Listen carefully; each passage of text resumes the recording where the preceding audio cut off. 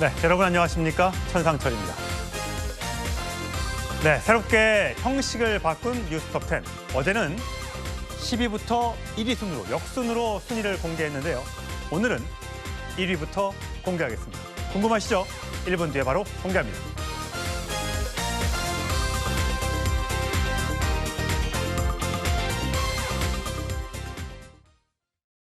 네, 오늘 뉴스톱10이 준비한 첫 번째 주제. 많이들 놀라셨을 텐데요. 바로 이겁니다. 확인하시죠.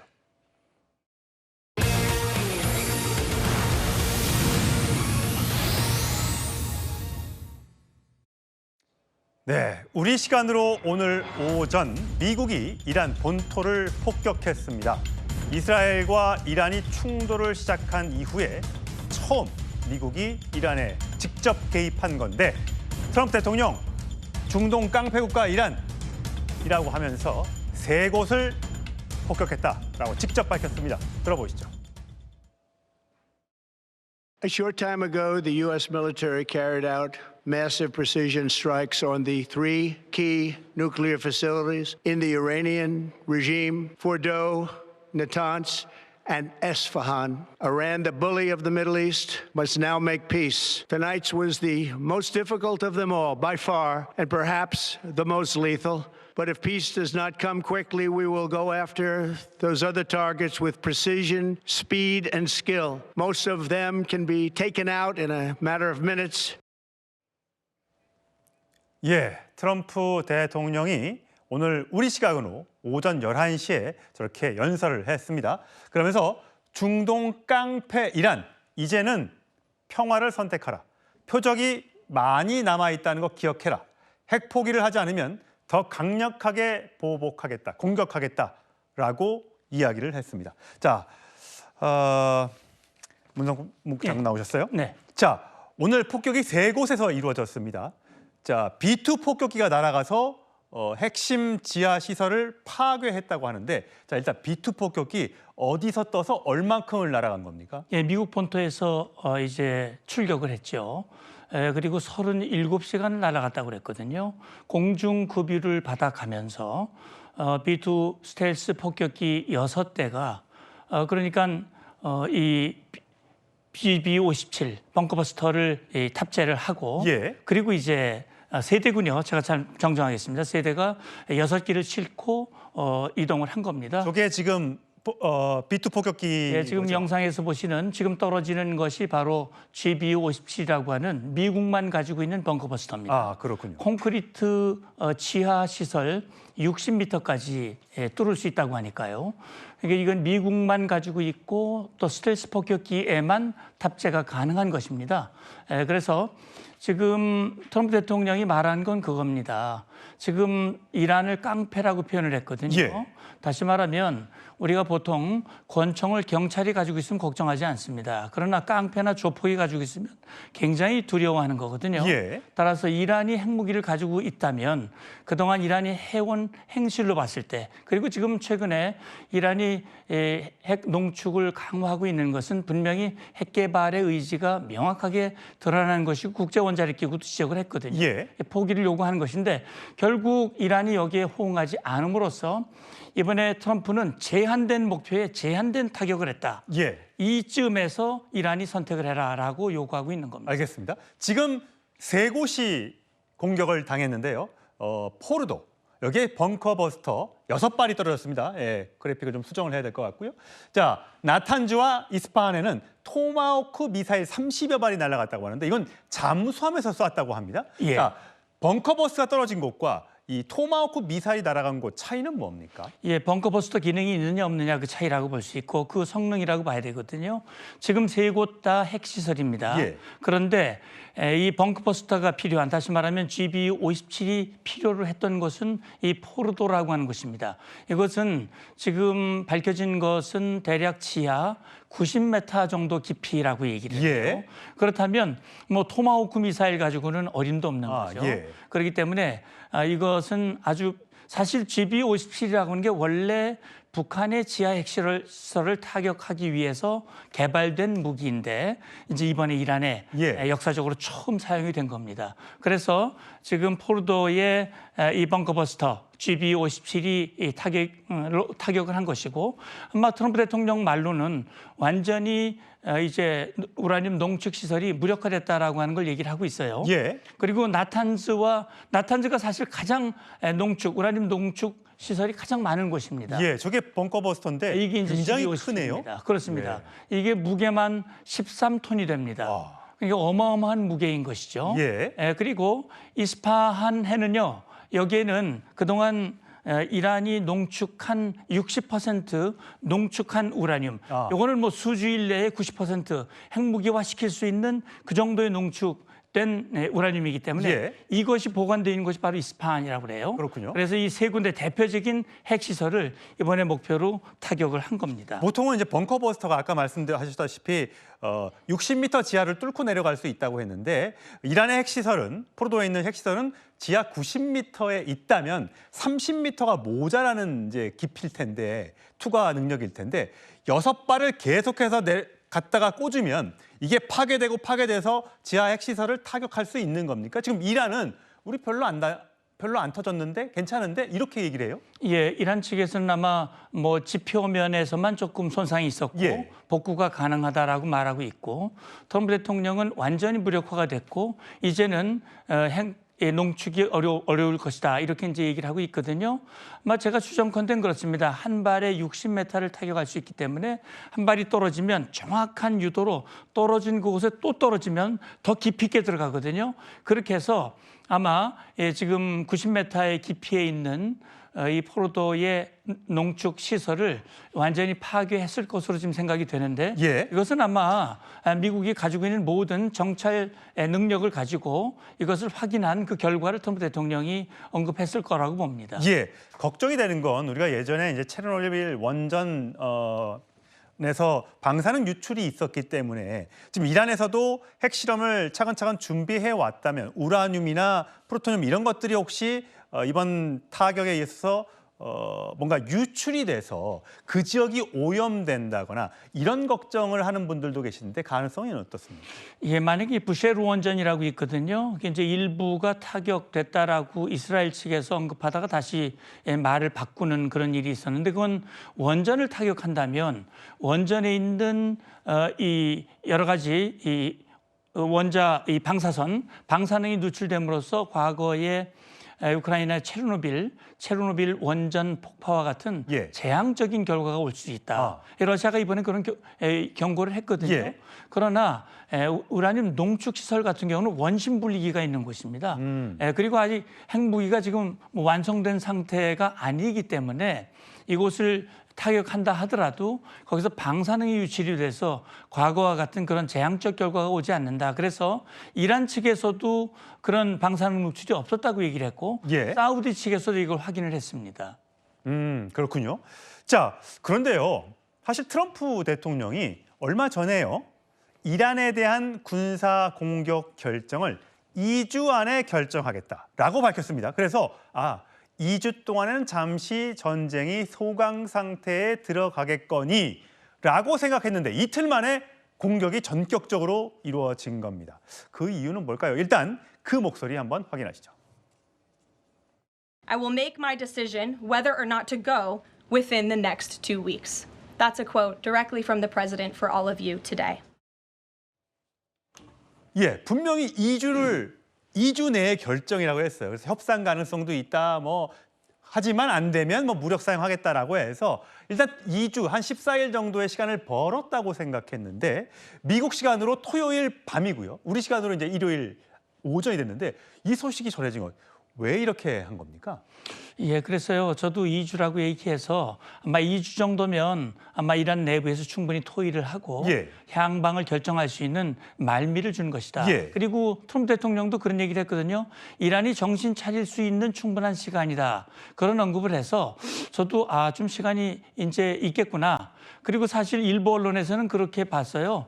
2주라고 하는 시간을 얘기하니까 네타냐후가 굉장히 어려운 처지에 처하게 됐다. 이런 분석들을 했는데 저 문장을 자세히 보면 예. 2주 안에라고 그랬거든요. 예. 2주 만에라고 안 하고 2주 안에라고 했기 때문에 2주 아니면 하루 만에 할 수도 있고 이틀 만에 할 수도 있고 일주일 만에도 할 수 있는 그렇네요. 거거든요. 그렇네요. 그래서 저는 이 문장 속에서 상대방에게 좀 안심을 주고 아니야도 하게 해이하게 한 상태에서 기습적으로 타격함으로써 대응을 좀 제대로 못하게 만드는 일종의 연막 작전의 일환이 아닐까라는 그런 생각도 해봅니다. 예.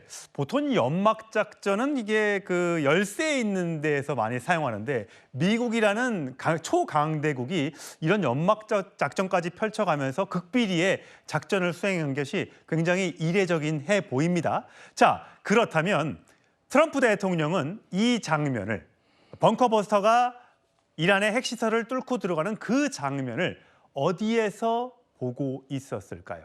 자, 두 가지 장면 준비했습니다. 함께 보시죠. We can say to those families who have lost loved ones to al-Qaeda's terror, justice has been done. For 40 years, Iran has been saying death to America, death to Israel. We lost over 1,000 people, and hundreds of thousands throughout the Middle East and around the world have died as a direct result of their hate. In particular, so many were killed by their general, Qasem Soleimani. I decided a long time ago that I would not let this happen. It will not continue. 자, 이제는 끝입니다. 라고 얘기를 했습니다. 김진욱 전 대변인. 보통 이제 중요 발표가 있을 때는 대통령 집무실, 오벌 오피스라는 곳에서 트럼프 대통령이 앉아서 서서 발표하는 경우가 있는데 오늘은 이스트룸이라고 하는 이제 백악관이 이스트룸과 웨스트룸이 있는데 이스트룸에서 발표를 했어요. 이건 어떤 의미가 있는 겁니까? 이게 보통 대통령 집무실, 우리가 얘기하는 오벌 오피스라고 하는 것은 아주 구조가 좀 작은 것이에요. 그래서 짧은 발표를 할 때 순간적인 집중력을 높이는 데는 도움이 되지만 그보다 조금 더 긴 연설을 할 때에는 이스트룸이라는 저 지금 구조 자체가 완전히 달라 보이지 않습니까? 복도처럼 쭉 뒤에 있어요. 복도까지 걸어오는 과정들이 상당히 역동적으로 보일 수 있는 그런 곳이고 저 이스트룸에서 지난번 그 오바마 대통령 시절에는 두 가지 큰 그 이슈가 발표됐는데 하나는 건강보험 개혁안이 발표됐고요. 또 하나는 오사마 빈 라덴 사살을 알릴 때 저 이스트룸에서 브리핑을 했던 기억이 있습니다. 그렇기 때문에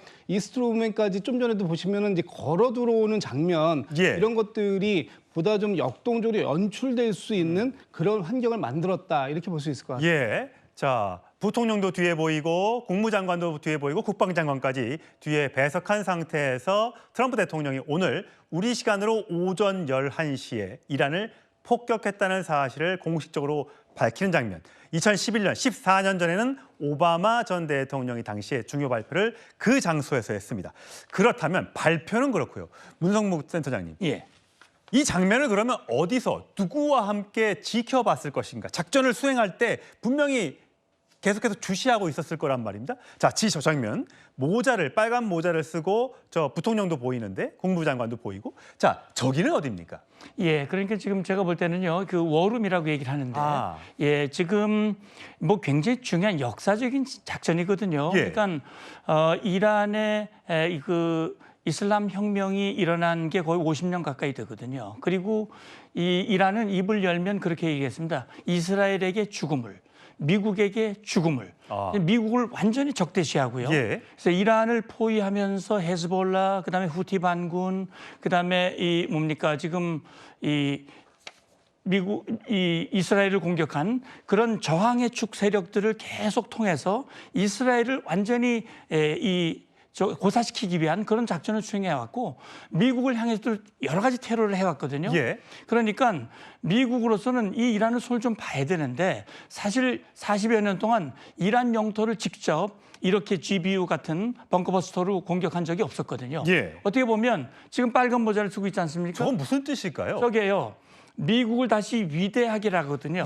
Make America Great Again. 마가라고 하는 거 아닙니까? 그러니까 사실은 이번에 이란을 타격한 것은 트럼프 대통령이 이 캠페인하면서 외부의 저 충돌에는 외부 분쟁에는 개입하지 않겠다고 하는 본인의 공약을 위반한 거예요. 그러네요. 그렇기 때문에 지지 세력들이 사실은 이탈할 것이다라는 우려가 있음에도 불구하고 이렇게 한 것은 미국은 다시 위대한 미국이다. 다시 말하면 미국을 향해서 도전하거나 미국이 지금 외교안보 정책에서 가장 중요시하는 것 중에 하나가 핵 비확산이거든요. 예. 이 비확산을 정면으로 도전하는 이란에 대해서는 협상을 위해서 5번 협상을 했지만 6번 협상 거부했고 협상을 통해서 외교적 해결은 이제 끝이다. 그러면 이걸 못하면 과거에 북한 같은 경우 외교적 해법을 실패하고 북한은 결국 핵 개발을 했거든요. 예. 이런 실패를 반복하지 않겠다. 예. 그래서 이 기회야말로 완전히 타격함으로써 위대한 예. 미국을 다시 재건하겠다라고 하는 그런 상징적 의미가 있다고 봅니다. 자, 화면 왼쪽에 2011년 오사마 빈 라덴 사살 작전을 지켜보던 오바마 전 대통령, 왼쪽에 바이든 당시 부통령의 모습입니다. 그곳과 오른쪽에 오늘 있었던 저 워룸, 저걸 보면 같은 워룸인데 왜 다르지? 라고 아마 생각을 하실 겁니다.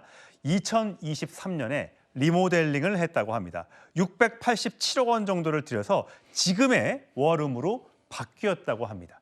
앞으로도 많은 작전들이 저 워룸에서 미국의 주요 참모들과 대통령이 작전을 수행하는 모습을 저기에서 지켜볼 것 같습니다. 자, 최수영 평론가. 네. 궁금한 거는 그때 그 오사마 빈 라덴 작전 그 제거를 한 작전 이름이 작전명인 넵튠 스피어라고 네. 했던 것 같아요. 네. 자, 그 뜻과 이번 작전명 혹시 공개가 된 게 있습니까? 그러니까 이번 작전명 공개된 게 없어요. 근데 그때는 이제 그 사실 저 장면이 굉장히 유명해진 거는 그 오바마 대통령이 바로 대통령 자리에 앉은 게 아니라 그때 이제 작전 참모 자리에 앉아 있던 거예요. 그러니까 그러네요. 실제로 대통령 자리에 당시에 이제 그 군사 작전을 지휘했던 참모가 앉아서 합참의장인가 뭐. 그렇죠. 합참의장이 저 장면이 공개되면서 미국의 대통령도 군사작전만큼은 전문가 얘기를 듣는다는 아주 강력한 시그널을 보냈고 그러네요. 그것이 오바마의 리더십에 굉장히 큰 순기능적 영향을 끼쳤는데 이번에 그 아직까지 작전명은 공개되지 않았는데 아마 지금 이스라엘이 이번 작전명을 일어서는 사자, 즉 이제 성경 구절에 나오는 것으로 이제 했거든요. 그러면서 이제 마지막까지 자신들의 의지를 끝까지 불사르겠다는 그 의지인데 아직까지는 밝혀지진 않았지만 저는 아마 일어서는 사자라는 이 말하자면은 라이징 라이온이라는 작전명을 그냥 통용해서 미국이 쓸 수도 있겠다는 생각이 듭니다. 이스라엘 작전명을 그대로. 그렇죠. 왜냐하면 이번 공격으로서 이스라엘은 완전한 주도권을 쥐었고 중동 패권에 굉장한 균형추의 영향력을 가져오는 어마어마한 변곡점의 사건이었기 때문에 오히려 저는 이 말하자면 작전명 그대로 가져가면서 미국은 이스라엘의 후원 세력으로 남는 그런 기록을 남게 될 것 같습니다. 예. 자, 미국의 이란 폭격으로 이러다 혹시 세계 제3차 세계대전이 발발하는 것 아닌가라는 걱정을 하시는 분이 있을 겁니다. 특히 이란이 곧바로 대응을 천명했기 때문입니다. 자, 이란 관련 이야기로 넘어가 보겠습니다.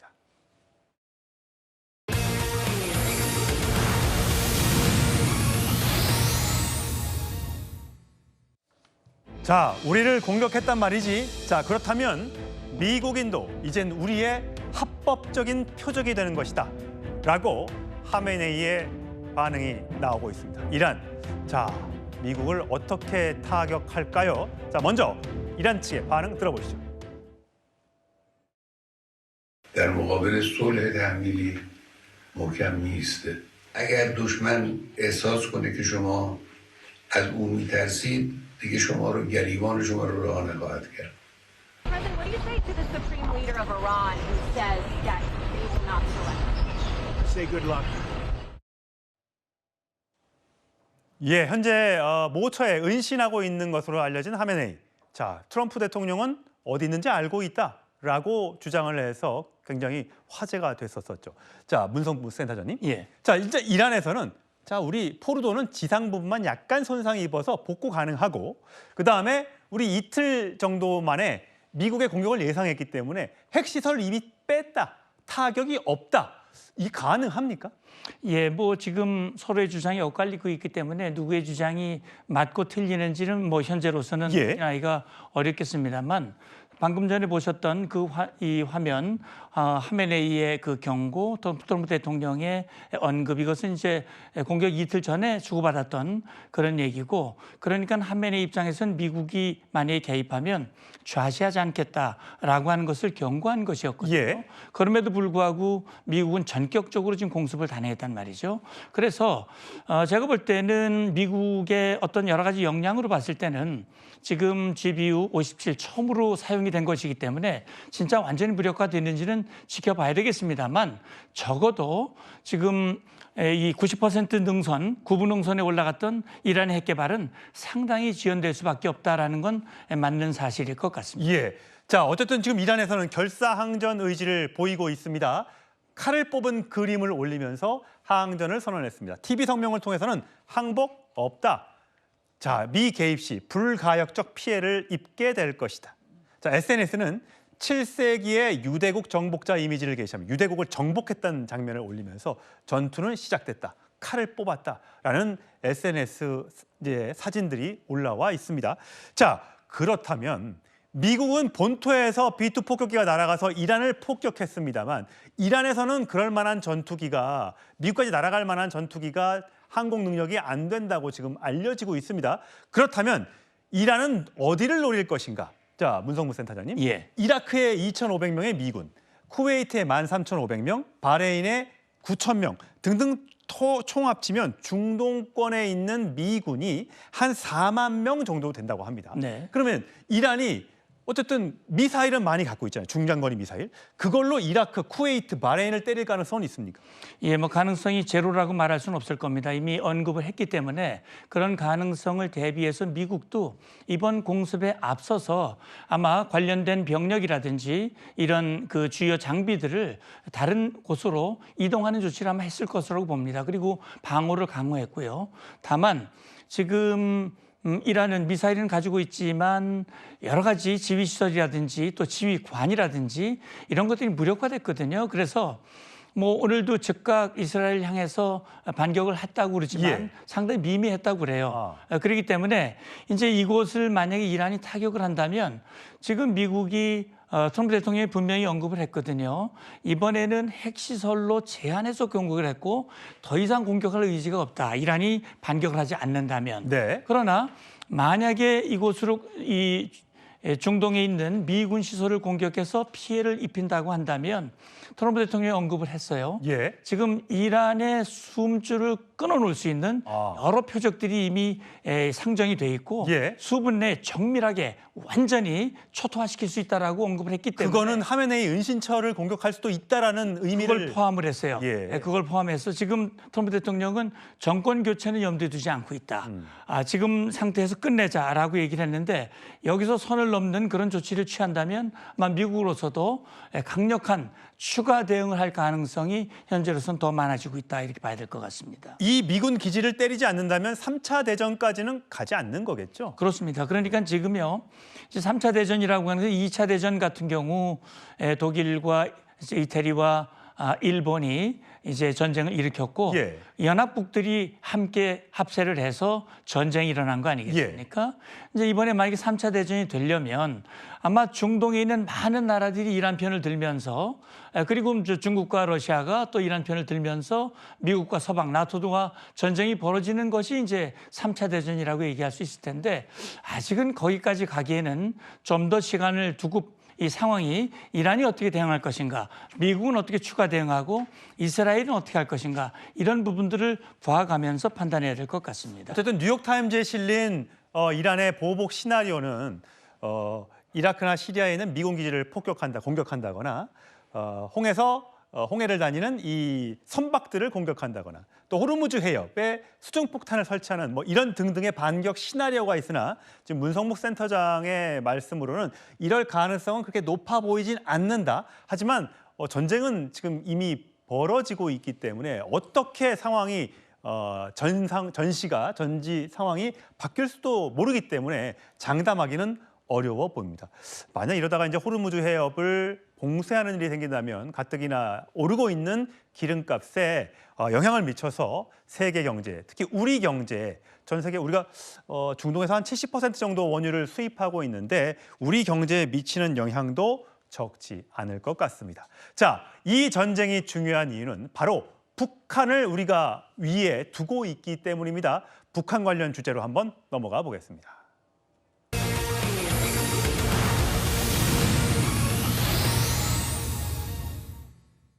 예, 일단 추미애 민주당 의원이 트럼프 대통령의 이란 공격에 대해서 미국이 루비콘강을 건넜다. 이거 불법이다. 이래놓고도 엄지척 바라나? 라고 비판을 했습니다. 자, GBU-57이라는 벙커버스터가 떨어진 이란, 지금 난리가 났죠. 북한도 긴장하지 않을 수 없을 겁니다. 자, 트럼프 대통령 뭐 얼마 전까지만 해도 이렇게 얘기했었습니다. 들어보시죠. You know, he's a big nuclear nation, and he's a very smart guy. I have a very good relationship with him. Yeah, we'll probably do something at some point. 예, 성치은 부의장. 과거에 트럼프 대통령과 김정은 국무위원장은 정상회담도 했을 정도로 가까웠다가 또 하노이 노딜 이후에 또 멀어졌다가 다시 이번에 또 집권하면서 가까워지려고 또 노력하고 있고 하여튼 참 애증의 관계인 것 같아요. 오늘 추미애 의원이 민주당에서는 유일하게 이 폭격과 관련해서 SNS 글을 올렸더군요. 미국이 루비콘강을 건너버렸다. 이스라엘의 공격도, 미국의 폭격도 모두 국제법 위반이다. 이건 미국에서도 이런 주장이 나오고 있다. 이렇게 얘기했어요. 근데 사실 이재명 대통령은 어떤 그 해외에서 있었던 그 전쟁이나 이런 것에 개입하지 않는다라는 원칙을 그때 밝혔었잖아요. 그것과 이것은 어떤 관계가 있어요? 저는 추미애 의원은 원론적인 이야기를 하신 거라고 보고요. 사실 미국 국내에서도 미국 공화당 내에서도 강경파 이외에는 이렇게 미국이 직접적인 개입은 계속적으로 지속적으로 반대를 해왔습니다. 미국 국내에서도 미국 국민들이 지금 사실 트럼프가 당선될 때도 미국 국내 경제를 챙기겠다는 목적, 그 공약으로 당선이 됐는데 이렇게 외국에 있는 전쟁에 대해서 개입을 하면서 이런 문제를 신경 쓰다 보면 결국 미국의 국력과 이 경제가 소모되기 때문에 그런 것에 대한 국내 반발도 매우 심하거든요. 사실 그래서 지금 이번에 미국이 이렇게 즉각적으로 그리고 또 빠르게 개입한 이유가 트럼프가 대통령이 당선되면서 내세웠던 것들, 뭐 관세 정책이라든지 아니면 러시아 우크라이나 전쟁은 본인이 당선되면 24시간 안에 종전할 수 있다라고 떵떵거리면서 큰 소리를 쳤었지만 다 아무것도 이루어지지 못하지 않았습니까? 그런 본인의 입지가 좁아지다 보니까 중동 전쟁에 좀 무리해서 개입한 것 아니냐라는 목소리도 분명히 있거든요. 그런 차원에서 국내적으로 그러니까 그 미국 국내적으로도 비판이 나오고 있는 상황 속에서 민주당 그러니까 그 대한민국의 국회의원이 이것도 역시 국제법을 위반한 것이다. 뭔가 국제사회 미국 내뿐만 아니라 대한민국뿐만 아니라 중국 등을 비롯한 여러 국제사회 여러 나라들이 미국의 이런 중동 전쟁 개입에 대해서 부정적 메시지를 내고 있기 때문에 트럼프도 사실 이거에 대해서 상당한 부담감을 느끼고 있을 겁니다. 때문에 이재명 대통령과 뭐 추미애 의원의 뭐 결이 다른 것 아니냐 뭐 이렇게까지 해석할 필요는 없을 거라고 생각합니다. 알겠습니다. 지금 화면으로 나오고 있는 장면들은 북한이 공개했던 여러 가지 ICBM이라든지 방사포라든지 다양한 무기를 실험하고 공개했던 그 영상들을 보고 계십니다. 이것이 이란의 무기와 어떤 차이가 있는지도 한번 짚어볼 텐데 김정은 북한 국무위원장은 여러 차례 핵 개발, 핵의 중요성을 이야기해왔습니다. 들어보시죠. 핵무력을 질량적으로 강화하여 이미 전쟁 상황에서 각이한 작전의 목적과 임무에 따라 각이한 수단으로 핵 전투 능력을 발휘할 수 있게 만들어야 합니다. 대한민국이라는 최대의 적국이 우리의 가장 가까운 이웃에 병전하고 있는 특수한 환경과 물리적 충돌에 의한 확전으로 전쟁이 발발할 위험은 현저히 높아졌고 위험 단계에 이르렀습니다. 지금 나가고 있는 장면이요. 북한의 벙커로 추정되는 곳입니다. 김정은 국무위원장이 뒤쪽으로 벽으로 되어 있는데 꽉 막혀 있는 어디 참호 같은 데 들어가 있는 듯한 느낌이에요. 근데 과거에 김정은 위원장이 회의했던 거 보면 창문도 있고 뭐 그랬거든요. 집무실에. 그렇다면 저기는 어디일 것인가 궁금해집니다. 어디로 추정이 됩니까? 뭐 아마 지하의 깊이 지휘시설을 아마 만들어 놨을 겁니다.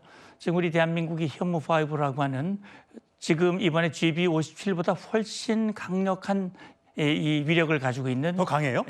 벙커버스터를 우리는 가지고 있지 않습니까? 그렇기 때문에 이게 국군의 날에 맞습니다. 공개했던 이게 작년 10월 1일 국군의 날에 공개한 현무5라고 하는 탄도미사일입니다.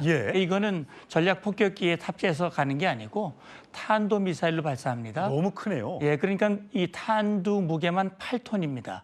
그래서 우리 현무5 탄도미사일에 탑재를 해서 300km를 날아갈 수 있으니까 평양 지하에 김정은이 앉아있는 조 지하 시설을 완전히 한 발이 안 되면 두 발, 세 발, 다섯 발, 그래서 완전히 초토화시킬 수 있는 그런 역량을 가지고 있는 무기입니다. 이스라엘은 예. 없습니다. 아. 미국도 없고 한국만 가지고 있는 무기입니다. 예. 그렇기 때문에 김정은으로서는 대단히 신경이 쓰이지 않을 수 없고 오히려 저 무기를 조롱하면서 상당히 깎아내리는 그런 말을 했지만 실제로는 저게 핵무기가 아니기 때문에 쓸 수 있거든요. 예. 핵무기는 사용하기가 어렵습니다만 저건 재래식 무기이기 때문에 김정은으로서는 상당히 부담을 가질 수밖에 없을 겁니다. 김정은 위원장 입장에서도 이번에 이스라엘의 이란 공격, 그다음에 미군의 이란 직접 개입, 이런 등등을 봤을 때 굉장히 불안해할 겁니다. 다만 우리는 이제 그런 일이 당연히 발생해서는 절대 안 되는 것이지만 혹시 진짜 스텔스기가 쓱 왔다가 돌아보고만 갈 수도 있고요. 진짜 무슨 북한도 지금 핵 개발을 완성했다고 막 이렇게 떠드는데 거기다 하지 말라고 했는데 했어? 라고 해서 진짜 B2 폭격기가 와서 벙커버스트를 떨어뜨리고 할지 굉장히 부담이 될 텐데 사실 근데 이란과 북한은 좀 다르지 않습니까? 우리는 지금 북한과 너무 가깝잖아요. 그렇죠. 그래서 사실은 그동안 북한이 1990년대부터 1차 핵위기, 2000년대 초 2차 핵위기, 그동안 북한의 핵개발 과정에서 협상을 통해서 해결하려고 애를 썼지만 모든 협상이 실패했고요. 그렇기 때문에 94년도에 미국이 핀포인트 폭격을 검토한 적이 있었습니다. 세월이 벌써 30년이 흘렀거든요. 지금 그동안 북한이 핵실험을 6번을 했고 지금 국제사회에서는 전문가들 사이에서는 북한이 플루토늄 방식의 플루토늄탄, 그다음에 우라늄 농축 방식의 우라늄탄 합쳐서 대략 최소 50기에서 많으면 90기 정도를 핵탄두를 가지고 있을 것입니다. 예. 그리고 지금 김정은이 지금 미국과의 관계가 협상이 틀어지면서 지금 푸틴과 혈맹을 맺었지 않습니까? 그렇죠. 그렇기 때문에 지금 이란이 처한 입장과 북한이 처한 입장은 전혀 다릅니다. 예. 그래서 트럼프 대통령이 이 김정은과 대화를 통해서 외교적 방법으로 적어도 긴장을 낮추고 북한 핵 문제를 해결하기 위한 그런 시도를 하고 있는 이유도 바로 거기 있다고 보입니다. 이란은 고립무원 상태고 북한 뒤에는 러시아 또는 중국이 있을 수 있기 때문에 북한과의 어떤 그 군사적 충돌은 이게 3차 세계대전으로 갈 수 있기 때문에 미군도 그리고 우리도 섣불리 어떤 그런 무력 충돌로 가지는 않을 것이다. 이런 게 대부분의 전문가들의 생각인 것 같습니다. 자, 저희 다음 주제로 가보겠습니다.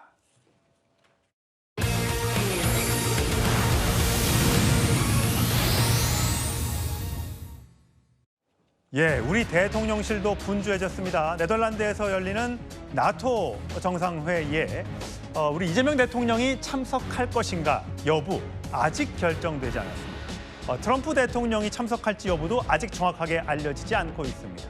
두 사람이 혹시 같이 간다면 정상회담이 있을지도 모르겠다라는 일부의 추측이 있었는데 아직 확실히 정해진 것이 없는 상태입니다. 먼저 대통령실 강유정 대변인의 목소리 들어보시죠. 위성락 국가안보실장은 무엇보다도 우리 국민들의 생명과 안전을 지키고 안정적인 일상을 영위하는 것이 중요하다 강조하면서 최근 중동에서 일어나고 있는 일련의 상황들이 한반도 안보와 경제 상황에 미치는 영향이 최소화될 수 있도록 관계 부처 간 긴밀한 소통과 협업을 당부했습니다.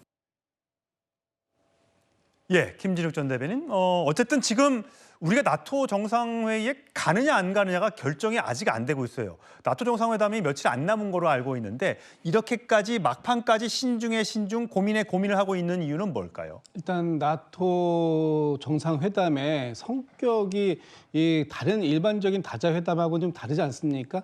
나토 정상회담은 말 그대로 군사적 회담입니다. 예. 그렇기 때문에 이 그 군사적 회담에서 우리나라의 역할이 어떠한 역할이 있는 것인가 하는 부분에 대해서 중요한 것이고 특히 트럼프 대통령이 지난 G7 정상회담에 참석했다가 바로 당일날 다시 미국으로 돌아갔는데 돌아간 이유가 지금 이 이란과의 이 문제 때문에 돌아갔다라고 보는 것이 정설인데 그렇다면 이번에도 이 그 나토 정상회담에 트럼프 대통령이 참석할 것인가 하는 부분에 대해서도 지금 상당히 귀추가 주목되는 부분입니다. 그렇다면 트럼프 대통령의 참석 여부, 또 우리가 가서 우리 그 나토 정상회담에서 요구하는 우리의 역할, 뭐 이런 여러 가지 것들을 정밀하게 진단하고 평가해보는 그런 작업들이 지금 진행되고 있을 텐데 예. 아마도 지금 이제 나토 정상회담이 25, 26, 27 이렇게 지금 있지 않습니까? 예. 그렇다면 바로 우리도 이제 뭐 금년간에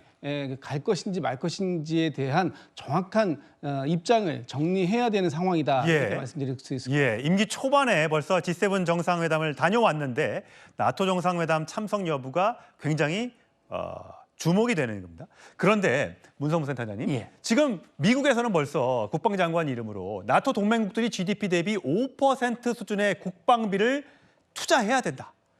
뭐 나토 동맹국도 우리도 포함을 할 텐데 이렇게 되면 우리도 국방 예산이 이미 적지 않은데 거의 2배 가까이 들어가야 된다면서요. 이게 현실 가능성은 있습니까? 지금 이제 헤그세스 장관의 얘기도 기대한다고 그랬죠. 그러니까 지금 나토 동맹국들 중에서 5% 국방비를 지출하는 나라는 거의 없습니다. 예. 폴란드가 이제 급속히 올리고는 있습니다만, 그리고 미국의 국방비도 지금 3%대입니다. 그러니까 5%대까지 올려서 미국의 부담을 좀 줄이고. 그러니까 너희들 나라는 너희들이 직접 지켜라. 예.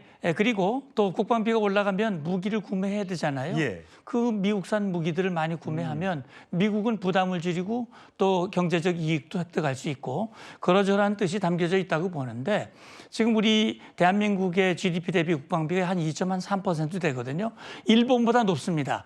그렇기 때문에 지금 단기간 내에 5%까지 올린다는 건 현실성이 없는 것이고요. 다만 우리도 우리의 국방을 우리의 손으로 지키기 위한 노력, 이건 아마 계속 해야 될 것이고, 그런 상황에서 미국과 소통을 통해서 그런 부분에서 이견이 생기지 않도록 하기 위한 그런 어떤 전략이 필요해 보입니다. 예, 우리도 이제 관세 협상을 하기 위해서 여한구 통상교섭본부장이 이제 미국을 찾아가게 되는데, 근데 지금 일본이 방위비 협상을 하려고 했었는데 이게 뭐가 제대로 안 됐다면서요. 일본도 엄청난 이제 미국의 제1우방인데도 이 방위비 협상이 쉽지 않은 모양이에요. 아니요, 이제 그런 것보다는 지금 지난 2월 달에 이시바 시게루 총리가 트럼프 대통령을 만나서 지금 일본은 미국과의 동맹을 가장 중시하고 있고 그렇기 때문에 외교 국방장관 회담을 7월 초에 열기로 했어요. 그런데 차제에 미국의 정책 차관이 일본에게 방위비를 GDP 3.5%까지 올려라. 갑자기 그렇게 주장을 하고 그게 이 2+2 회담의 주요 의제가 될 것으로 생각이 되니까 일본 입장에서 7월 20일에 참의원 선거가 있습니다. 이게 오히려 여당에게 불리한 요인으로 작용할 수 있다는 내부 판단. 그렇군요. 그런 정치적 판단 때문에 조금 그 회의 시기를 뒤로 미루는 걸로 저는 그렇게 알고 있습니다. 알겠습니다. 지금까지 긴박하게 돌아가고 있는 세계 정세에 대해서 알아봤는데 저희가 지금까지 짚어봤던 4개 주제 잠시 살펴보고 가겠습니다. 자, 트럼프 대통령이 이란 본토를 폭격했습니다. 자, 이란에서는 곧바로 반응이 나왔습니다. 보복하겠다, 가만히 있지 않겠다. 자, 추미애 민주당 의원, 이거 이스라엘도 미국도 선을 넘고 있다. 이렇게 가서는 안 된다라고 하면서 비판을 했고요. 이재명 대통령, 나토 정상회의에 참석할지 여부가 아직까지 결정되지 않았습니다. 긴박하게 돌아가는 세계 정세 짚어봤고요. 이제 본격적으로 국내 정치권으로 가보겠습니다.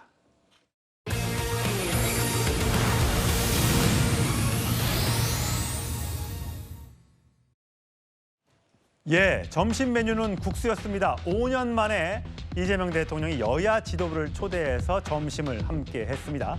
5년 만에 성사된 여야 지도부 회동, 의미가 적지 않은데 105분 동안, 1시간 45분 동안 진행됐던 회동 분위기, 내용 어땠을까요? 먼저 영상으로 확인하시죠.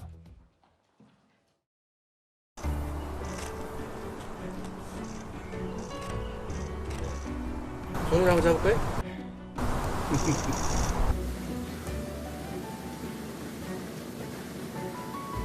제가 맨 마지막에 하는 게 어떨까요? 아니, 먼저 하십시오. 네. 어쨌든 우리 송 대표님 당선을 축하드립니다. 그리고 많이 도와주십시오. 그 김용태 우리 위원장님은 퇴임이 예정돼 있는 건가요? 네, 6월 30일까지. 딱 정해져 있어요. 그 방금 고생 많으셨습니다.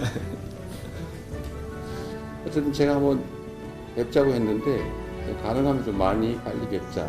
다른 야당들도 한꺼번에 보자 이런 또 요구도 있긴 하던데 아무래도 좀 밀도 있게 말씀을 좀 들어보려면 원내교섭단체랑 따로 뵙는 게 좋을 것 같아서 제가 좀 서둘러 뵙자고 부탁을 드렸습니다. 예. 박근혜 전 대통령은 취임 46일 만에, 문재인 전 대통령은 취임 9일 만에, 자, 이재명 대통령은 취임 18일 만에 여야 지도부와 오찬 회동을 가졌습니다. 자, 김동원 국민의힘 대변인 나오셨어요. 오늘 보니까 어쨌든 화기애애한 분위기였던 것 같고 제일 눈에 띄는 건 넥타이였어요. 자, 4명의 넥타이 어떤 정치적 의미가 있다고 보세요? 이재명 대통령의 넥타이는 취임식 때 그 넥타이와 컨셉이 같죠? 김동원 대변인하고 비슷한. 그렇습니다. 사선이에요. 저도 신경을 좀 썼습니다. 통합의 넥타이. 예, 상당히 우리 색깔만 고집하지 않겠다라고 하면서 이른바 포용과 통합의 넥타이로 빨간색이 들어가 있는 그런 넥타이를 썼는데 저는 지난번 취임식 때도 얘기를 했습니다만 고민의 흔적을 높이 평가한다라는 얘기를 했습니다. 넥타이가 단지 어떤 그 의상의 어떤 그칠 것이 아니고 이제 앞으로 저렇게 하겠다라는 의지의 표현이라면은 국민의힘으로서도 반대할 이유가 없다 하는 얘기인데 오늘 그 옆에 있는 김병기 원내대표도 마찬가지로 컨셉이 있는데요. 부디 지금 저 넥타이를 맸던 초심이 앞으로도 계속 이어지기를 빕니다. 아마 상당 부분 그 정신은 이어갈 걸로 저는 예측을 하는데요. 초반부터 그렇게 제1야당과 척지는 그런 언행이라든가 뭐 정책에 나올 리는 없겠다 하는 의미에서 넥타이를 맨 초심은 앞으로도 계속 이어지길 바란다 이런 말씀드립니다. 성치훈 부의장. 예. 우리는 먹는 거 중요하지 않습니까? 예. 국수였다고 합니다. 예. 자, 국수. 우리가 어디 점심 식사에 초대해서 국수를 주면 어떤 의미가 있는 거예요? 일단 국수는 뭐 장수를 의미하긴 하는데 근데 참석하신 분들의 얘기를 들어보면 국수의 뭔가 고명이나 이런 색깔들이 되게 다양했다고 해요. 그러니까 그게 좀 의외여서 그러니까 보통의 국수는 하얀색이 좀 가득하지 않습니까? 그렇죠. 그럼에도 불구하고 아마도 좀 그 첫 번째 취임 선서 때 사실 취임 선서 하신 이후에 그 원내 지도부들과 함께 식사를 하지 않았습니까? 그때 우원식 국회의장 그렇죠. 그 당시 그때 우원식 비빔밥. 국회의장 비빔밥이 다양한 화합의 상징을 하는 거였기 때문에 아마도 대통령도 그런 화합의 의미를 좀 담고 싶었던 게 아닐까. 그래서 좀 소박하게 국수를 식사를 하되 그 안에 다양한 색깔을 넣음으로써 왜냐면은 이재명 대통령이 계속해서 후보 시절부터 이 넥타이 색깔로 뭔가 통합의 메시지를 던지고 있기 때문에 그 국수라는 메뉴 안에 뭔가 통합의 메시지를 담기 위해서 좀 색깔이 다양한 고명을 담지 않았을까 그런 고뇌가 보였다는 말씀드리겠습니다. 첫 번째 회동 분위기는 나쁘지 않았는데 여당에서 참석했던 2명의 지도부 날카로운 얘기를 했습니다. 들어보시죠. 만약에 사법부가 재판을 연기한다면 임기가 끝나고 재판을 받겠다는 것을 약속해 주신다면 민주공화국의 헌법 정신을 국민들께서 체감하는 데 크게 기여할 것이라고 생각이 듭니다. 49.4%의 국민이 이재명 대통령을 선택을 했는데 50.6%의 국민은 이재명 대통령을 선택을 하지 않았다는 점을 고려해서 통합과 협치로 나아가기 위한 야당의 고언을 좀 들어주시기를 바랍니다. 예, 이 주제 짚기 전에 속보 잠깐 소개하겠습니다. 이재명 대통령이 나토 정상회의에 참석하지 않기로 조금 전 공식 발표를 했습니다. 국가안보실은 국내 현안과 중동 정세로 인한 불확실성이 크기 때문에 이번 회의에는 가지 않는 걸로 결정했다라고 밝혔습니다. 조금 더 자세한 내용이 나오면 저희 방송 중간에 다시 소개해드리겠습니다.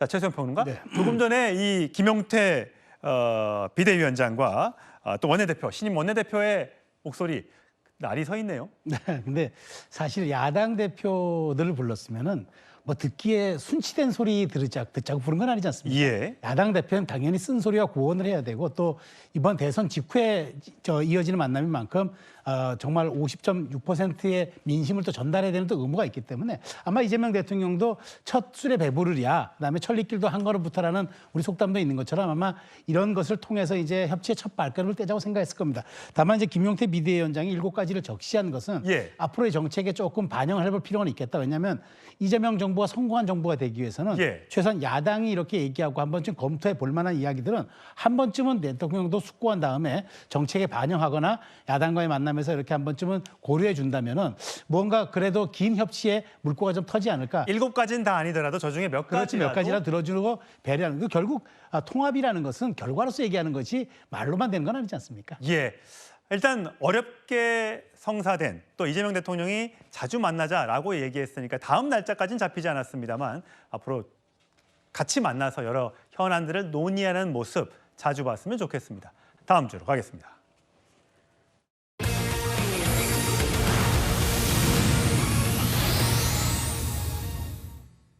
예, 김민석 국무총리 후보자의 논란 계속되고 있습니다. 오늘도 국민의힘에선 새로운 의혹들을 제기를 했는데 민주당 결사항전의 분위기인 것 같습니다. 정청래 민주당 의원 지금 당대표에 도전 중인데 임전무태다. 김민석을 지키는 것이 이재명 대통령을 지키는 길이다. 임전무태를 선언했습니다. 먼저 오늘 우상호 대통령실 정무수석이 대통령 여야 회담 이후에 이런 브리핑을 했습니다. 들어보시죠. 야당 지도부는 김민석 총리 후보자의 검증 내용에 상당한 문제점이 있다고 지적하였고 검증에 임하는 태도에 대해서도 부적절하다는 문제 제기를 하였습니다. 대통령께서는 청문회 과정에서 본인의 해명을 지켜보는 것이 바람직하다고 하셨습니다. 또한 김병기 대표가 모두 발언에서 제기한 인사청문회 제도의 개선에 대해서도 공감한다는 의견을 말씀하셨습니다. 특히 가족의 신상까지 다 문제 삼는 분이기 때문에 능력 있는 분들이 입각을 꺼린다는 고충도 설명하셨습니다. 김주익 전 대변인, 인사청문회 지켜보자. 그러니까 국민의힘에서 일각에서 요구하고 있는 중도 사퇴 이런 것들은 생각하고 있지 않은 모양이에요. 근데 뒷부분을 보면 인사청문회에 가족이나 여러 문제를 제기하는 어떤 그런 청문회 제도 때문에 좋은 사람들이 장관을 안 하려고 한다.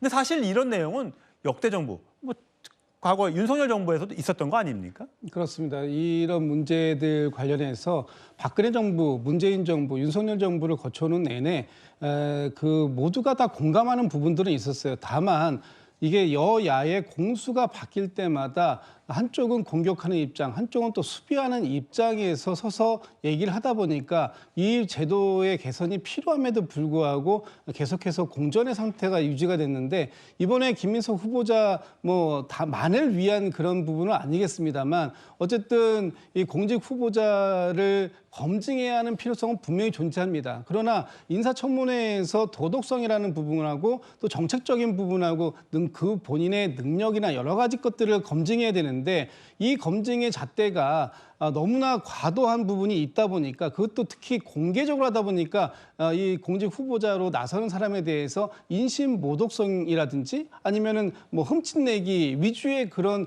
공격들이 지속되다 보니까 좋은 역량 있는 분들이 공직 후보자로 나서는 것을 굉장히 꺼려하는 그런 분위기가 있었기 때문에 이 공직 후보자의 장관 한 명을 인사검증하기 위해서는 수십 명에게 그 노크를 해야 되는 이런 상황들도 발생하고 있다. 그런 측면에서 봤을 때 이제는 어느 한쪽의 유분리의 문제가 아니라 국가의 공직 후보자로서 임용되시는 분들을 좋은 분들을 발굴하는 그런 의미에서라도 인사청문회법의 개정은 필요한 부분이 있다. 그중에서 이 도덕성과 관련된 부분은 비공개로 검증하고 정책적 능력에 대한 검증 부분은 공개로 하는 그런 방식으로 한다면 아마도 많은 능력 있는, 역량 있는 후보들을 찾아낼 수 있지 않을까라는 판단이 듭니다. 예, 국민의힘에서는 왜 지난 정부에서는 그렇게 공격해놓고 이제 와서 청문제도를 바꾸려고 하느냐 이런 비판도 있더군요.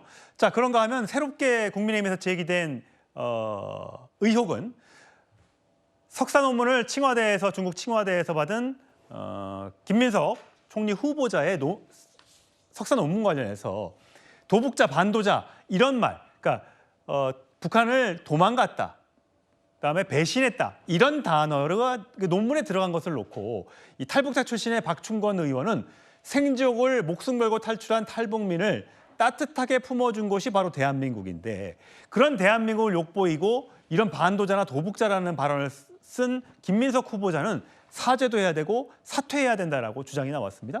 자, 김동원 의원님, 보니까 오늘 국민의힘에서 일제 이 부분에 대한 비판을 하더군요. 그렇습니다.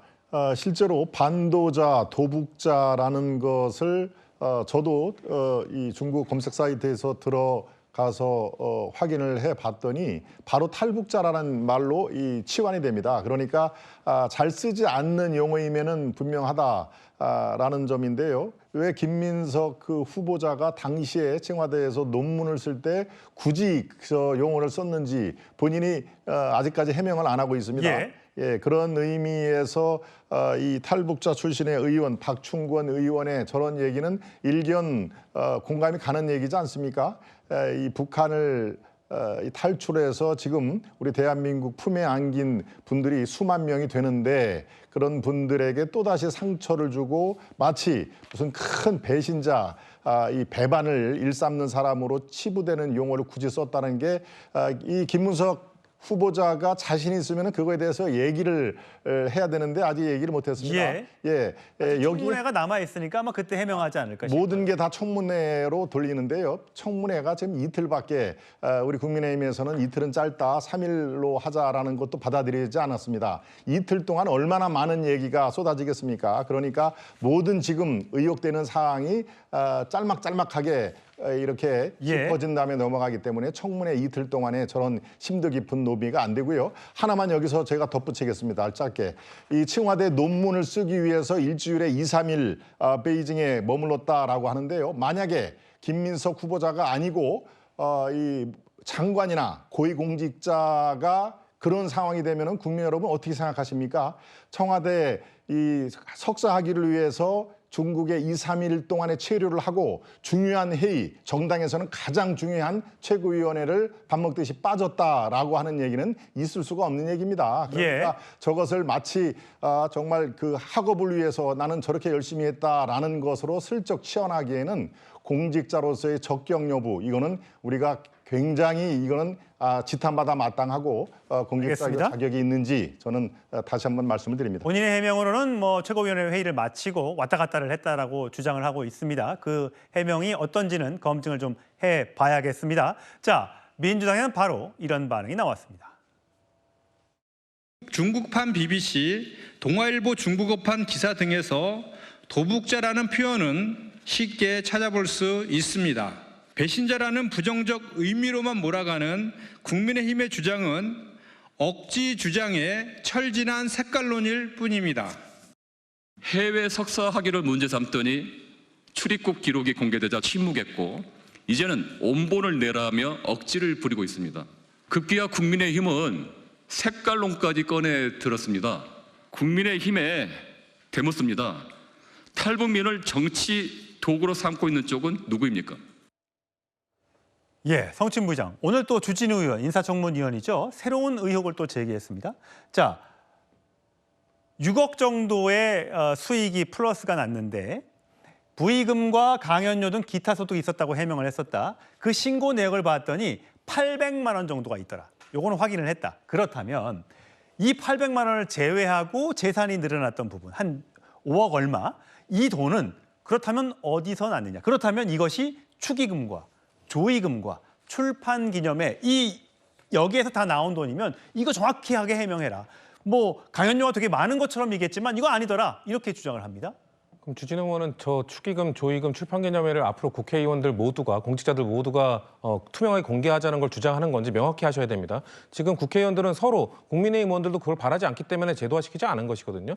출판기념회를 비롯한 축의금, 조의금 전부 다 투명화시켰을 때 손해라는 표현보다는 곤란해하는 게 어딜까요? 모든 국회의원들도 국민의힘 의원들도 마찬가지일 겁니다. 지금 물론 수십억 자산가라서 이런 출판기념회나 축의금에 그렇게 영향을 받지 않는 주진우 의원은 이런 걸 깨닫지 못하겠습니다만 수십 년 동안 상당히 이 후원제도나 이런 것들이 빡빡하게 매우 제한적으로 운영되어 온 한국 정치 하에서는 저런 축의금, 조의금에 대해서는 사실상 여야 모두 그런 거에 대해서 뭐 문제 삼지 않았던 것이 관례였거든요. 사실 이런 문제가 그 과거 정세균 국무총리 인사청문회 때 또 나왔었어요. 3억 정도의 이 지출과 소비의 갭이 어떻게 된 것이냐 설명하라고 했더니 정세균 총리가 두 자녀의 결혼, 2014년과 15년에 두 자녀의 결혼에서 1억 5천만 원 정도의 축의금이 들어왔었다. 두 번에 그래서 3억 원의 갭이 있는 것이다 설명하니까 국민의힘 분들도 모두 수긍하고 넘어갔던 부분이거든요. 모두가 다 인정하는 부분이나 그럼에도 불구하고 뭔가 트집 잡기 위해서 뭔가 검은 돈 아니냐라는 그런 프레임을 잡기 위해서 제가 공격을 하는데요. 주진우 의원 국민의힘은 딱 9명만 더 설득해서 앞으로 정치자금법 뭐 개정해가지고 축의금, 조의금, 출판기념회 모두 100% 공개하자는 법안 만들어 보십시오. 그럼 제가 인정해드리겠습니다. 9명의 설득, 단 1명의 설득도 전 못할 거라고 생각합니다. 지금 정치 현실을 잘 모르고 그냥 그 악의적인 공격을 하기 위해 자꾸 저런 현실적이지 않은 공격들을 하시는데요. 저도 물론 축의금이나 이런 것들 다 투명화되면 좋겠습니다만 본인은 그런 할 수 있는 능력도 없으면서 그걸 자꾸 악의적으로 몰아가는 모습에 대해서는 전 지적을 하고 싶습니다. 예, 민주당에서는 주진우 의원에 대한 재산 내역 등등에 대한 공격을 하고 있죠. 어쨌든 지금 김민석 후보자에 대해서는 이거 국민의힘에서는 탈북민 비하다, 색깔론이다, 청문회 대신 수사받아야 할 사람이다, 우리 택도 없다, 임전 무태다, 못 물러난다, 정과자 정부냐, 왜 새 정부 발목을 잡느냐라고 합니다. 최소한 평론. 네. 지금 민주당에서 어쨌든 이렇게 강하게 김민석 후보자를 밀고 가겠다. 네. 이거는 왜 그런 겁니까? 1호 인사니까요. 이재명 정부의 1호 인사에다가 여기서 밀리면은 동력이 좌초된다 생각을 하는 것 같아요. 그래서 이제 아마 이제 이틀만 버티면 되고 그다음에 어쨌든 과반 의석수가 있기 때문에 야당이 채택해주지 않아도 채택할 수 있다는 자신감이 있을 것 같고 또 설령 그렇게 청문 보고서가 채택되지 않아도 3일만 지나면 대통령 임명하면 되니까. 근데 다만 좀 그건 있습니다. 지금 어쨌든 팽팽히 맞서고 있는데 이게 국민적 눈높이라든가 국민적인 어떤 말하자면 사후 동의성이 부족할 경우에 이게 이재명 정부 초기 동력의 발목을 잡을 수 있다. 그러니까 최소한 여론을 중시하는 이재명 대통령 입장에서는 이 부분에 대한 여론 관리를 당하고 어떻게 정밀하게 조율할지 이 부분은 분명히 짚고 넘어가야 할 대목이라고 생각합니다. 예, 어쨌든 절대 의석 다수를 보유하고 있는 민주당 입장에서는 총리 통과에 큰 어려움은 없을지도 모르겠습니다. 하지만 최수영 평론가가 지적했던 것처럼 여론이 청문회 이틀 이후의 여론이 어떻게 움직이느냐에 따라서 임명을 하게 될지, 그러니까 표결로 잘 이루어질지 아닐지는 그때 가서 좀 확인을 해봐야 될 것 같습니다. 저희는 다음 주로 가보겠습니다.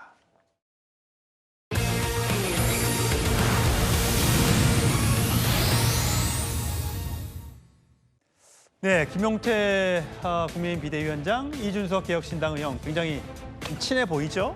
두 사람 나중에라도 같이 정치를 하는 일이 생길까요? 자, 음성으로 확인하시죠. 내가 김용태 위원장이라면은 사퇴하겠다. 차라리 나는 대신 이 혁신안을 바탕으로 당원들한테 한번 판단을 받아보겠다. 해서 전당대회를 그냥 출마해버리는 게 어떠냐라는 얘기를 한 적이 있었거든요. 이준석 의원께서 개인적인 친분 관계에서 좋은 조언을 해주셨다는 것에 감사하다는 말씀을 드리고요. 보수 진영 자체가 사실상 붕괴 직전에 있습니다. 저는 이준석 의원께서 지금이라도 정말 보수 진영에 힘을 합쳐달라는 말씀을 계속 드리고 있습니다. 김주희 전 대변인, 내년 지방선거가 있습니다. 김용태, 이준석 두 청년 정치인 뭐 개인적인 어떤 그 힘을 합치는 거 외에 당대당 통합이라든지 협력이라든지 가능하겠습니까? 그래서 쉽지는 않아 보입니다. 김용태 비대위원장의 임기가 이제 일주일 정도밖에 안 남았습니다. 그러면 일주일 남은 김용태 비대위원장이 어떤 동력을 가지고 과연 이 보수 대통합을 이뤄낼 수 있겠습니까? 특히 이준석 그 의원 같은 경우에는 이번 대선 과정에서 국민의힘과의 통합을 거부했지 않습니까? 그 과정 속에서 국민의힘에서는 이준석 의원에 대한 원망이 굉장히 깊게 자리 잡고 있는 상황인데 과연 김용태 비대위원장이 이준석 그 의원을 지금 같이 힘을 합치자고 얘기한들 그것이 국민의힘 안에서 얼마나 영향력 있는 발언으로 느껴질지 상당히 공허하게 들리는 이유가 거기에 있다. 저는 그렇게 보고 있습니다. 김동원 대변인 생각에는 물론 지금 뭐 송원석 원내대표가 새로 부임을 했습니다만 이준석 의원과는 어떻게 해야 된다. 뭐 지금 워낙 당내 사정이 복잡하니까 거기까지는 신경이 안 갈 수도 있는데 어떻게 돼야 된다고 보세요? 지금 당장에 합치는 것은 현실적으로 매우 어렵다라는 그 공감대는 있습니다만은 이 보수 재건, 이른바 혁신을 통한 보수 전체의 새집을 짓자라는 차원에서는 이준석 개혁신당과 합쳐야 된다라는 당위성에 반대하는 분은 별로 없습니다. 특히 이제 오세훈 서울시장과 이준석 의원이 굉장히 친하잖아요. 그렇습니다. 친분 관계가 있죠. 그래서 지금 이 상태로는 안 된다라는 것이 당원을 뿐만이 아니라 지금 현역 의원 또 당협위원장 다 공감되는 형상이기 때문에 이준석 그 의원이 이끄는 개혁신당과는 언젠가는 다시 합쳐야 된다. 그것이 보수 재건의 필요 조건이다라는 그 상황에 대해서는 공감을 많이 합니다. 그 언젠가는이 네. 지방선거 전이에요? 그 이후예요? 저는 그렇게 지방선거 전에 이루어질 수 있겠다라는 생각은 듭니다. 그만큼 개혁신당으로서 독자적으로 지방선거에서 의미가 있는 그 성과를 내기는 매우 힘들다는 것은 이번 대선에서도 증거가 많이 나왔지 않습니까? 바로 그렇습니다. 개혁신당 또 이준석 의원 혼자 어떻게 해볼 수 있는 그런 그 중원의 공간은 지금 남아있지 않다. 그런 의미에서 바로 1년 뒤에 다가온 지방선거에서 이른바 윈윈 그리고 보수 재건이라는 그런 그 당위성 의미를 하기 위해서는 지금 현재는 맞듣지는 않아도 반드시 합쳐야 된다라고 저는 생각이 들고 가능성은 시간이 가면 갈수록 높아질 것이다 이렇게 전망을 합니다. 예, 두 분의 의견이 참 많이 엇갈렸는데 한번 두고 보시죠. 예, 저희는 다음 주로 가겠습니다.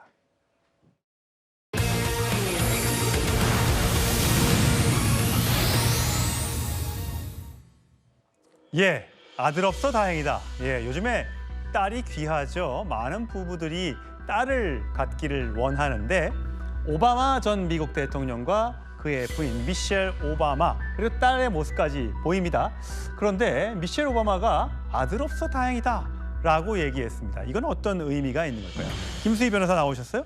자, 어디 인터뷰를 했나 봐요, 미셸 오바마가. 거기서 어떻게 정확히 얘기를 한 거예요? 네, 그렇습니다. 미셸 오바마가 남동생과 함께 한 라디오 팟캐스트에 출연을 해서 나는 아들을 안 낳아서 다행이다. 그 이유는 그 아들이 버락 오바마가 됐을 테니까 라고 발언을 해서. 그건 무슨 뜻이에요? 잠깐만요. 무슨 뜻이 다시 한번.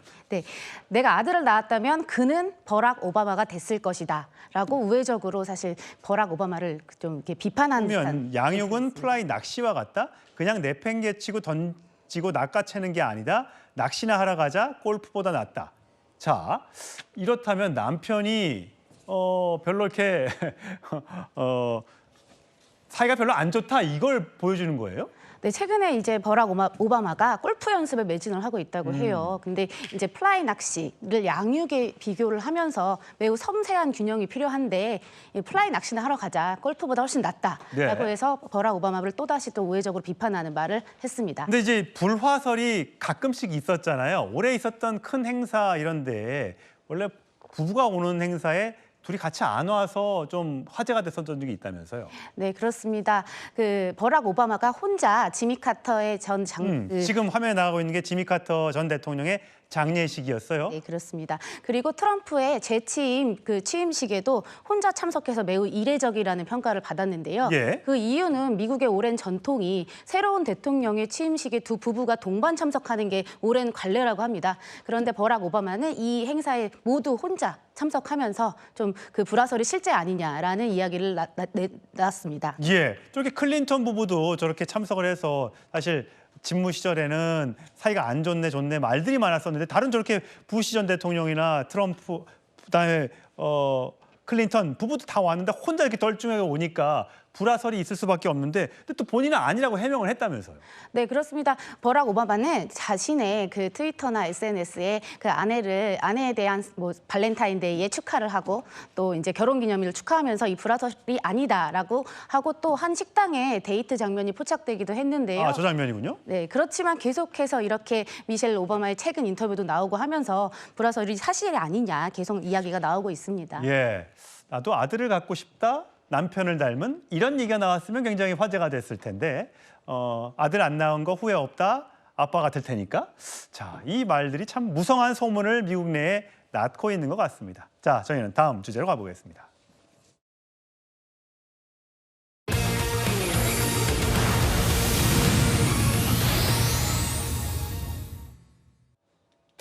이수만 프로듀서, SM 전 엔터테인먼트 전 대표죠. 마크롱 프랑스 대통령을 만났습니다. 어디서? 어떻게 만난 겁니까?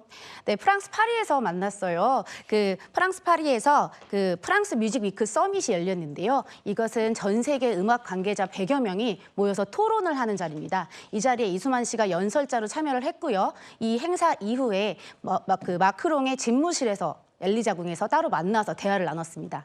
엘리제궁에서 만났어요? 네. 지금 이수만 씨는 SM 엔터테인먼트를 관두고 새로운 회사를 만든 거로 알고 있는데 이렇게 마크롱 대통령이 K-팝을 만든 사람이다. 뛰어난 기업가이자 창작자이고 프로듀서다.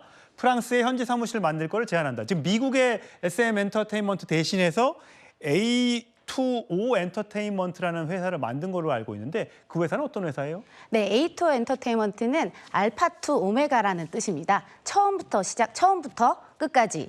이런 뜻인데요. 결국 K-팝을 처음에 만든 그 당사자이자 이 마무리도 내가 짓겠다라는 뜻으로 이 엔터테인먼트의 상호명을 지은 걸로 생각됩니다.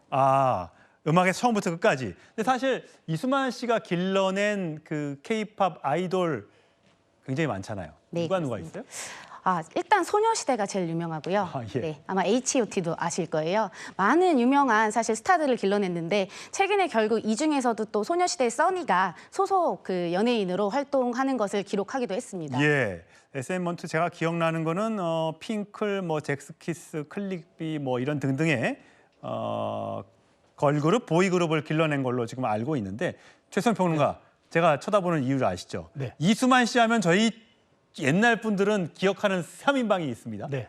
누구입니까? 마삼 트리오죠. 그러니까 이수만, 이문세, 유열. 근데 이 세 분이 좀 얼굴이 길다.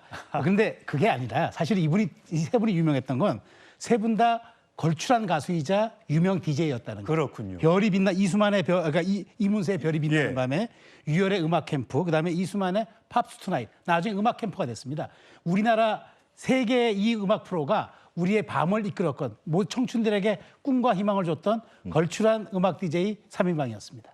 예, 마삼 트리오로 기억하고 있는데 제가 좀 전에 핑클, 잭스키스 등등을 이수만 프로듀서가 길러냈다고 했는데 라이벌이었다고 합니다. 제가 잘못 알았습니다. 시청자 여러분 사과드리겠습니다. 네, 저희는 10번째 마지막 주제로 가겠습니다.